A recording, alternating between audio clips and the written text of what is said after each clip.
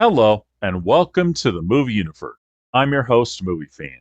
As you know, I prefer to talk about the good movies, but every now and again I talk about the bad ones because, hey, even I got to cover that once in a while. And with all the bad movies that everybody always covers, especially famous ones like the Nostalgia Critic, it's come to my attention that nobody ever bothers to ask this question: can they be saved? I'm starting a brand new segment called Can It Be Saved? And I'm starting with a real lousy film, a real turkey, to use an old term, and that would be Rock A Doodle. Yeah, this was a real bad one beyond belief. But of course, I'm not going to do this one by myself. For this, I've invited a real special guest who you all know and love, and I would like to introduce you to her right now. Say hello to the one, the only, and the very beautiful Bonnie from Joyunicycle. Hey, movie fan, good to see you again. It's always great to have you here, Bonnie. I'm sorry we have to go through this crappy film again. Oh boy, oh boy, oh boy. Been a while since we've talked about Don Bluth. Yeah, it sure has. How long has it been now? It's been about a year, if I'm not mistaken. But yeah, I am so excited to do this. Let's do it. Okay, but before we can get started, we're going to have to give you a little overview as to how bad the movie is. Now, I'm not going to go through the movie because I'm pretty sure there's a good chance that a lot of y'all have seen it. Or at the very least, you probably have seen our video covering all of Don Bluth's movies. So I'm not going to give you the whole story. Instead, I'm just going to talk about the problems. It starts off with the story of Chanticleer being, basically the guy who makes the sun rise because, well, he's a rooster. That's what they do. They crow and the sun comes up. But then everybody on the farm realizes that no, he doesn't, because the sun actually came up without him. And later on, it turns out, yeah, actually, he does make the sun come up, because after he left, all of a sudden, the sun is not coming up. And that's one of the big problems, is how inconsistent this is, because that makes no sense. Another problem is that Chanticleer is not really the main character in the story at all. In fact, the real main character is a boy named Edmund, who was turned into a cat by our villain, the Grand Duke of Owls. And it starts off as kind of a Roger Rabbit scenario where it's live action, then it becomes a cartoon character, and then at the very end, we get Edmund waking up from a dream, or so it seemed, because afterwards, he's actually in Chanticleer's world as himself this time. But unfortunately, unlike the first scene where it actually looks good with the live action and the animation working together, at the ending, it is just so obvious that he's not really there. He stands out worse than a sore thumb. And of course, the biggest problem would be most of the characters are boring, annoying, and a lot of them are rather pointless. Plus, we get some very unmemorable songs, except for one, which is called No Batteries. That's very memorable because of how hilarious it is. But the rest of the songs, they're very short. They're barely like 30 seconds long at the most. And they're not memorable at all. Nobody really cares for them. And plus, we get dumb jokes out of nowhere, especially one running gag where one of the characters, Patu, who is voiced by Phil Harris, he wears shoes and he never learned to tie them. Those shoes are hindering him at every which way. And of course, probably the most irritating thing that everybody just absolutely despises about this movie is the constant narration that is done by Phil Harris. Let me show you what I mean. He had to call for Chanticleer, but he never could have guessed who was going to answer. The Duke and his owls were back in their lair storing up some powerful, nasty weather. You ever get that feeling when you're looking for something that it's right under your sniffer? I know it seems crazy. And that sums up all the problems. So obviously, this movie needs to be fixed. What do you think, Bonnie? I think the movie's a mess. I think it's a tragedy. So, yeah, this is a movie that badly needs to be fixed. I couldn't agree more, Bonnie, because this movie needs to be fixed. Now that we got that out of the way, how do we fix it?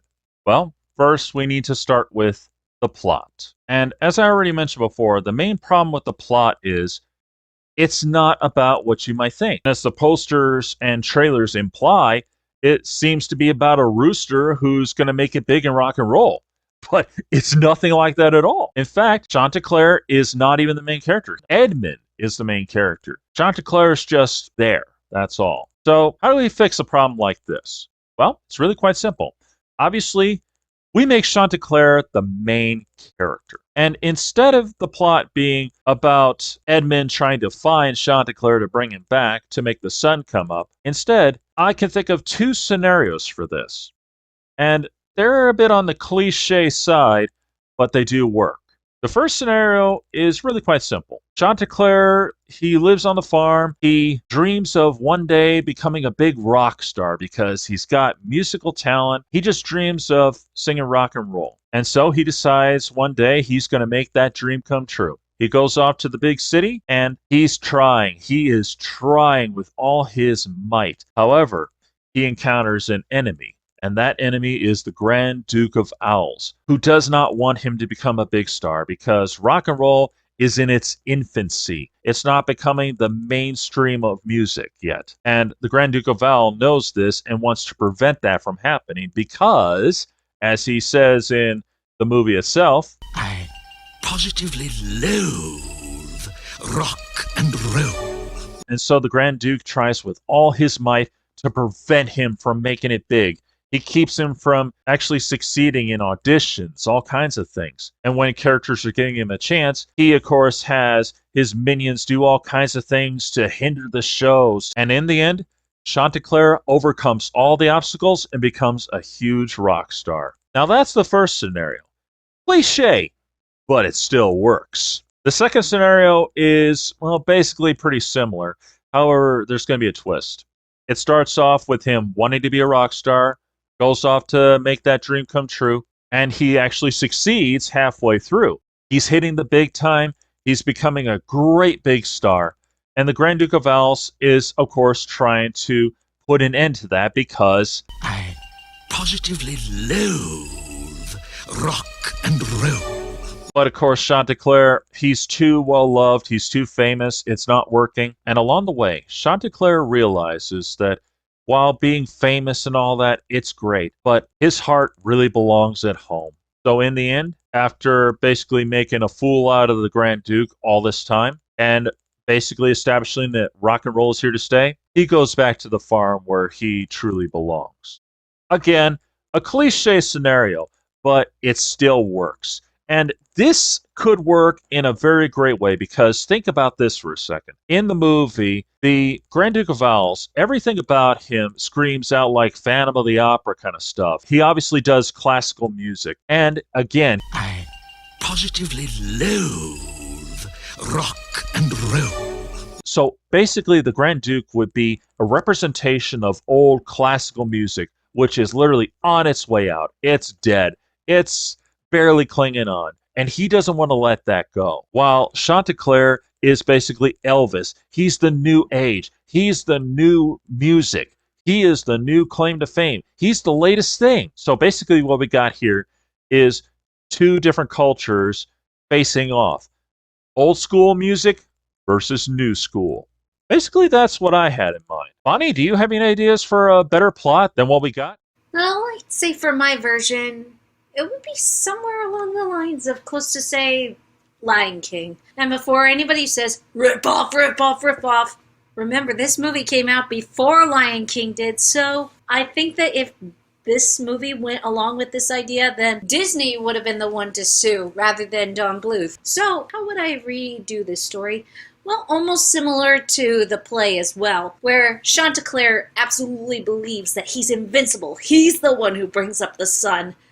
But then one day when the sun comes up without him, thanks to him fighting the owls, he's just broken down and angry and realizes the sun's coming up without me. What's the point in even doing this anymore? And just gives up and goes to the big city. In the meantime, back at the farm, none of the farmers wake up on time. And these are not the kind of farmers that can get alarm clocks.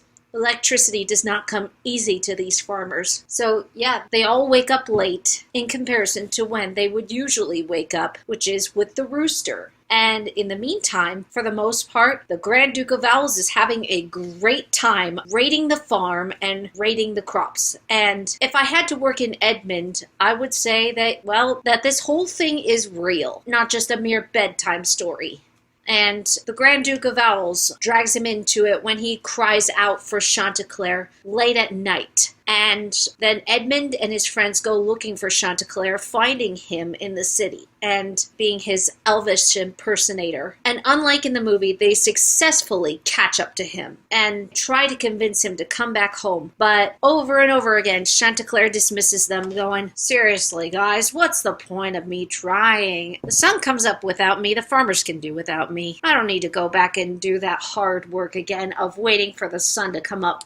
Besides, I'm liking this city life and working at night." Eventually, Edmund brings up the fact that the farm has been failing without his help, and thanks to the Grand Duke of Owls, not only picking on his friends and eating them, and yes, they would be shown eating his friends this time, and maybe one or two escaping, but they would be shown that they would eat the farm animals as well as the crops as a side dish, and none of the farmers are even trying to stop him. And when Chanticleer hears that, he says, "Oh, why don't you just call the police?" And they scream, "What police? They don't get involved with our farm, especially if it comes to animals." All during this time, the Grand Duke of Owls knows what Edmund and his friends are up to and sends Hunch after them to stop them, as well as kidnap Edmund for hostage, and sends maybe another one of his owls in disguise as maybe a fellow rooster,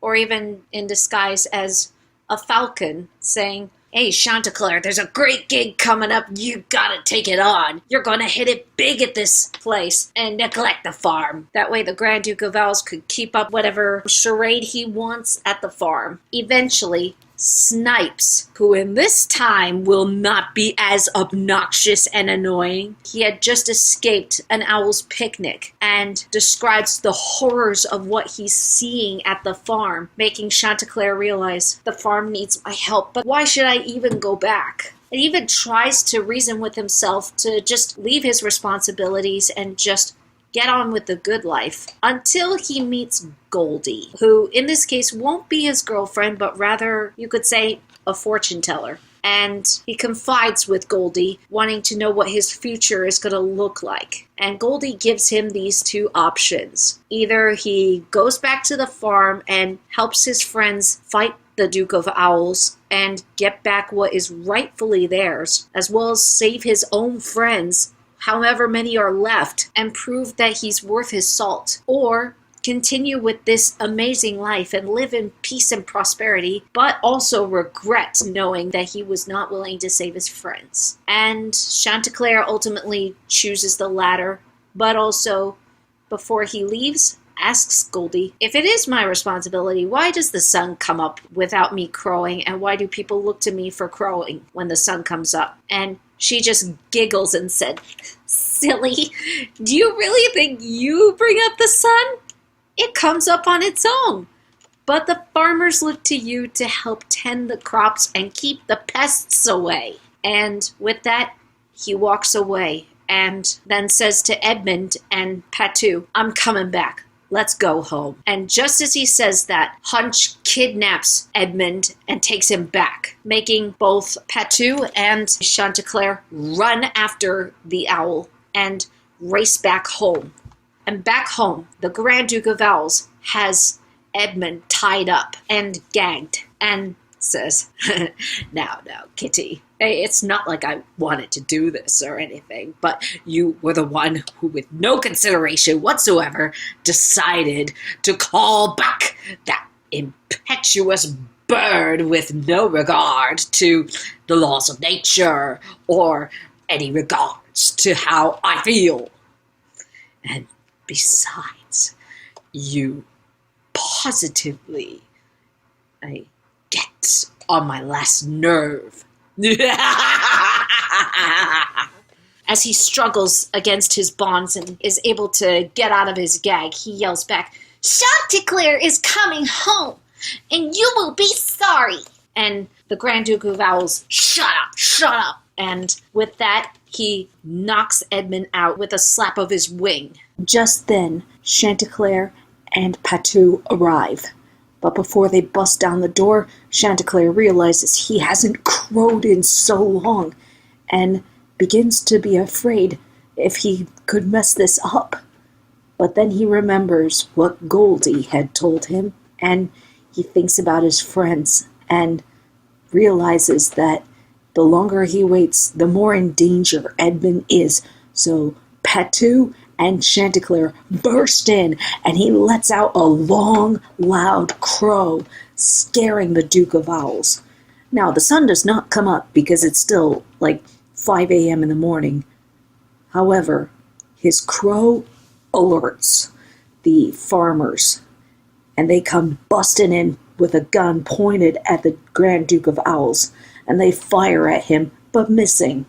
And he flies off, never to return, and the rest of his henchmen follow him. Edmund, who has just transformed back into a boy, and one of the farmers who is Edmund's father, picks him up, takes him back upstairs to bed, and lays him down, puts a washcloth on his head, because he had been bumped pretty hard. And Edmund wakes up realizing he's a boy again, and is so excited seeing the sun come out, and the other hired hands are back to work on the farm, and it's starting to look a lot better than it used to. And then he looks out the window, and Chanticleer's standing at the windowsill, checking in, making sure that he's okay, and says, "Come out and play with us when you're feeling better." And that's how the movie ends, with Chanticleer and Edmund playing. Almost like the end of the movie, except maybe with better animation. That's how I'd fix it. Man, I went through a long one, but worth it. I'd say that's a very good plot idea, Bonnie. It's certainly a lot better than what we ended up with originally, that's for sure. All right, now that we've covered the plots, it's time to move on to the characters and how we would fix them. For me, it's pretty straightforward. And since I have two plots that are very similar, there's really going to be no difference between any character profiles at all. First off, Chanticleer. Like I said before, he needs to be the main character, not a background character. Have Chanticleer be that character who wants to make it in rock and roll. Now, for our second character, Patou. Well, instead of making him the narrator who constantly interrupts everything, let's make him Chanticleer's best friend and his confidant, the kind of guy who's there for him every step of the way. When Chanticleer is having a hard time getting started or having some kind of a problem during a show, have Patou be there to say, "You can do it, kid. You're the best there is. You can make it." That's the way he should be. As for Edmund, it's quite simple. Just make him a fan of Chanticleer's. That's all. But don't make him the main character. Snipes, lose him. Bye-bye. No. Sorry. I love Mandark as much as the next guy, but Snipes is excruciatingly annoying. And in my versions, there is no point in having him around. None at all. For Chanticleer's girlfriend, Goldie, I've been debating whether or not she should be a part of this. And she's pretty much the only one where I think she would have two possibilities. The first one would be that she's just not in it at all. She's maybe in the background, but she's not front and center, not truly a girlfriend. That would probably be more for the first plot idea where Chanticleer is trying to make it to rock and roll, and in the end, he finally does. As for the other version of Goldie, I would say make her his girlfriend, and maybe she's the one who helps him realize where he really belongs.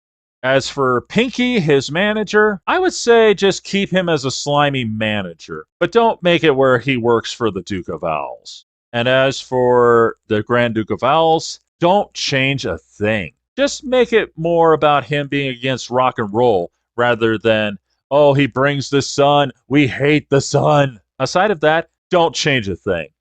He's perfect the way he is. So now we come to the songs. Now, this was one of the biggest gripes that everybody had with this movie. The fact that they are way too short, they are interrupted by narration, and they're not very memorable. except a couple. First, we got the actual song, Rock A Doodle. I'm gonna rock a doodle doodle to you, do you? Like you rock a doodle doodle to me. I'm gonna rock a doodle doodle to you, do you? Like you rock a doodle doodle to me. And here's an interesting fact for you. Those backup singers in both the songs Rock A Doodle and Treasure Huntin', that's actually Elvis's original backup singers, the Jordanaires. That is unbelievable because, here you got a legendary country singer who was best friends with Elvis Presley, who is playing a rooster version of Elvis, and here you got his original backup singers actually singing the songs in the background. That is absolutely mind-blowing right there. And the sad thing is, both songs are virtually ruined by characters talking and, of course, narration. Although, to be fair, the Treasure Hunting song, I get what they're going for here, but it's definitely not the greatest song I've ever heard. Rock A Doodle, on the other hand, that was a song with real potential there. But of course, there are a few other songs that are pretty memorable, like, for instance, No Batteries. Twiddly-dee, twiddly-dee. They're running out. They're running out. They're running out of batteries. No batteries. And believe it or not, that's really not the title of the song. It's actually called Twiddly-Dee. I'm not kidding. It actually says that in the end credits. Twiddly-Dee. That's really the name of the song. But everybody calls it No Batteries because, And there is one other song. Out of the way. Move it, move it, move it, move it. Don't touch the star. Try, you won't get very far. We'll bounce you once, bounce you twice. If you get out of line, we're not very nice. We'll bounce, bounce you all over the place. Bounce, bounce, bounce, bounce if we don't like your face.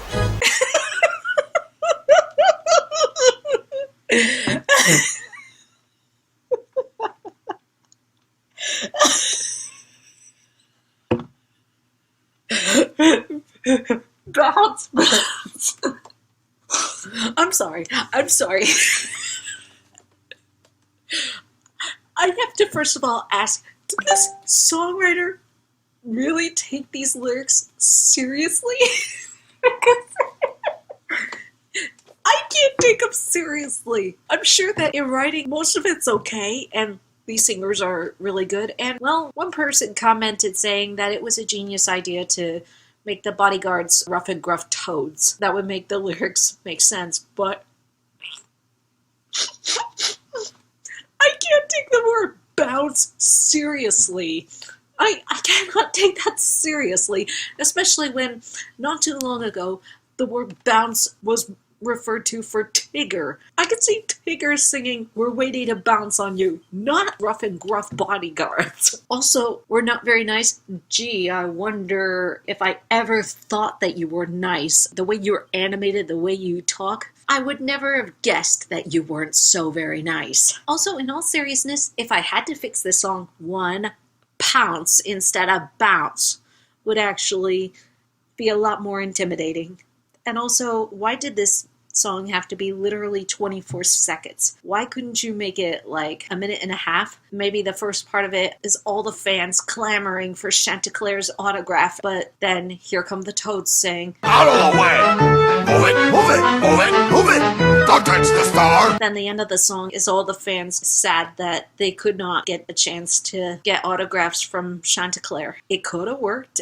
I couldn't agree with you more, Bonnie, because Tigger comes to mind so easily when it comes to bouncing, because he's legendary for bouncing, because as we all know, bouncing's what Tiggers do best, right? So yeah, and I totally agree with your idea on how to change that song to make it a little bit more intimidating and a lot less goofy, because that's the problem with this song right here. It is very goofy.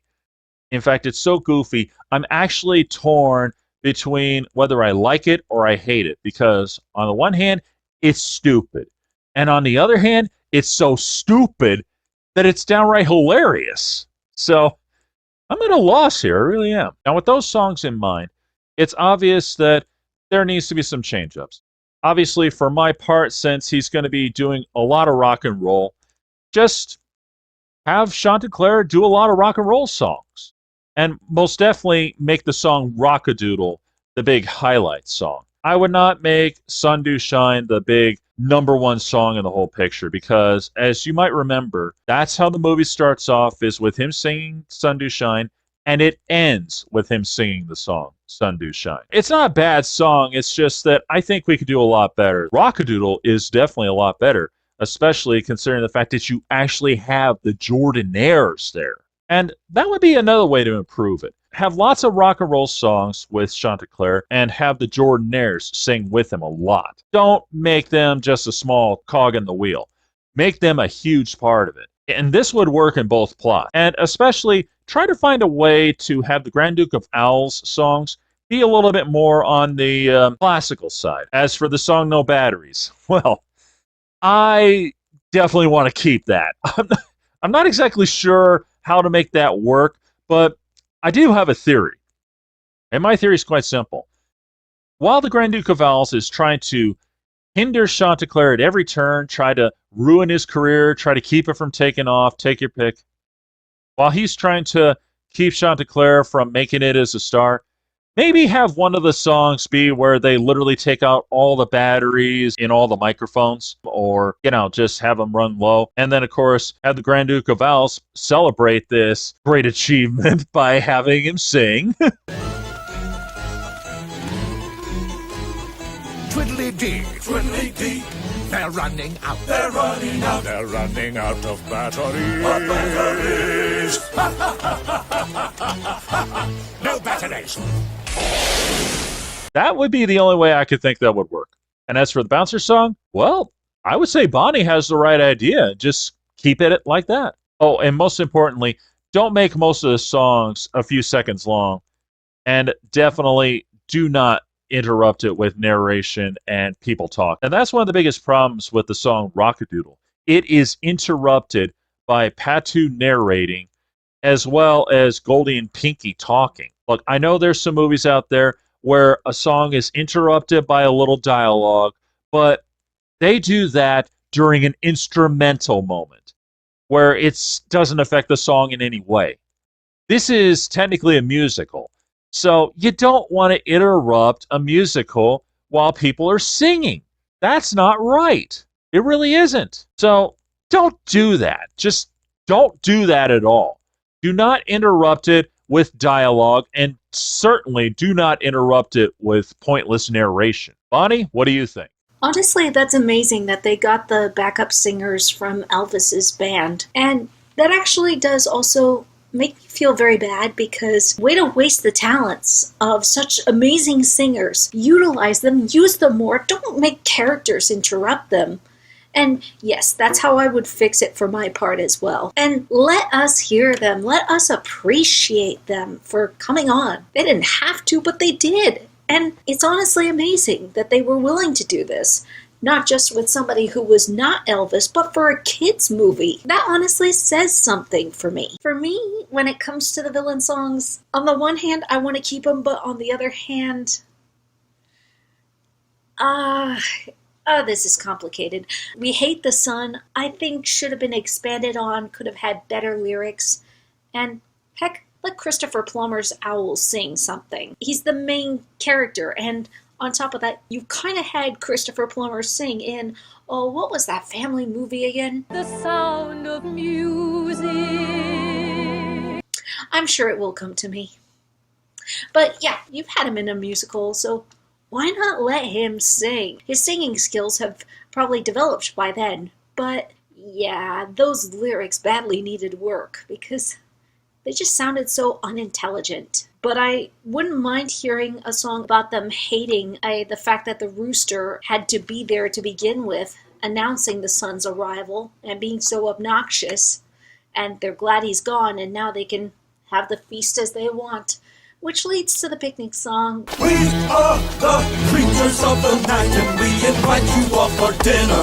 There's plenty of food to go around when the food is you. We thought a picnic would be nice, and we're so pleased that you could join us. We're glad you're home, trick or treat. Fa-la-la-la-la-la, how sweet. Fa-la-la-la-la-la, let's eat. Honestly, those lyrics. What villain song is going to have the words trick or treat, fa la la la la, how sweet, fa la la, let's eat? They really, really needed to develop those lyrics, and on top of that, they literally say, "We are the creatures of the night and we invite you all to dinner," right after Christopher Plummer's owl says, "Gentlemen, go down and invite our friends to dinner." So, yeah, those lyrics are just so bad. I would say for the picnic song, make it more sinister. Make us feel the stakes that are involved in this, because I felt no stakes when watching the original and when listening to the original lyrics. They were just goofy. And as for no batteries, on the one hand, I want to keep that in the movie, but because it's a guilty pleasure. It's hilarious. Yeah, there's never going to be a villain song with the words twiddly-dee in there, but it's fun. And honestly, movie fan, I like your idea of how it could be utilized. Sadly, in my version, I don't think it could be utilized. But in all honesty, for all the advertisement that I've ever seen of Rock A Doodle, I'm actually surprised that Don Bluth never went with something like this. Twiddly-dee, Twiddly-dee, they're running out. they're running out. They're running out of batteries. Quick, are you running short of CBS batteries? Go right now to Walmart. The sale prices for the CBS batteries are on point. Hurry and get those batteries right now before the owls come back and fit it into your flesh. No batteries. CBS batteries, the only batteries to make your flashlight perfect. As for the other songs, I have to say, I agree with you, movie fan, for the most part. Rock A Doodle needs to be the starring song, because starring title, starring song, make it come full circle. And I do like Sun Do Shine, and I guess for my story, I would make it the beginning and the end song, because I think it's a fun way to introduce Chanticleer and also close out with everything being happy again. And I like the beat of it, as long as Patou keeps quiet. Thank you. As for the Rock A Doodle song, yeah, definitely keep it, and nobody interrupt that song, for goodness sake. Like we said, Elvis's singers are in there. Let us appreciate them just as much as we appreciate Glenn Campbell. Thank you. And I would give Goldie a song. I would not give her the same song that was in that movie, because in this version, she's the fortune teller, the advisor. Maybe give her a little bit of a solo, maybe a song of back and forth between her and Chanticleer in deciding what happens if he decides to go back or if he pursues this career and avoids his troubles. I think it could work, and you got Ellen Green. You gotta make good use of her talents too, and she's a phenomenal singer. And I swear, there's a song about tying shoes. Tying your shoe. Lose it. Lose it, lose it, lose it, lose it. We don't need it. And personally, I don't think I could give Edmund a song unless there was a double for him. But I really can't think of anything other than maybe Where Are You, Chanticleer, or something like that. But not really anything special. The real songs go to Glenn Campbell. And definitely the Grand Duke of Owls for a couple. And now we come to the final way to fix this movie, and that would be the narration. In a nutshell, lose it. Just get rid of it altogether. Now, Bonnie and I have touched base on this here and there, but, I just want to make something very clear. The fact that the narration is completely unnecessary, because all it does is get in the way, because the way it was used in the movie, it just interferes with the story. And even worse, it's insulting, because you get plenty of moments like this. Old Chanticleer may have stopped crowing, but he hadn't stopped using that voice there. Well, you're the number one chick in this chicken coop. Chanticleer had become a star. Really? I had no idea that he was a star. I mean, the fact that his name is up in lights and his image is in a neon sign and he's got legions of adoring fans. Gee, I had no idea that he was a star. And that's my point. The narration is completely insulting because seriously, they really thought that we wouldn't figure that out? That's why it's got to go. It's insulting, and even worse, it interferes with the songs. And that's all we got. Before we go, I want to thank Bonnie for helping me out on this one. Thanks, movie fan, and I'm glad we could do this. And I'm glad that we could find movies that have potential in them, but honestly, we could find ways to do them better. And I hope we could do more of this, because I could truly think of so many movies that could have been saved had there been more trying in it. It was a pleasure working with you, Bonnie. It was great to talk about Rock A Doodle and how bad it was to begin with, and the ways we can fix it. And between both of us, we came up with some very good ways that this movie could be fixed. This is Bonnie O'Connor saying, see you next time. This is Movie Fan, signing off.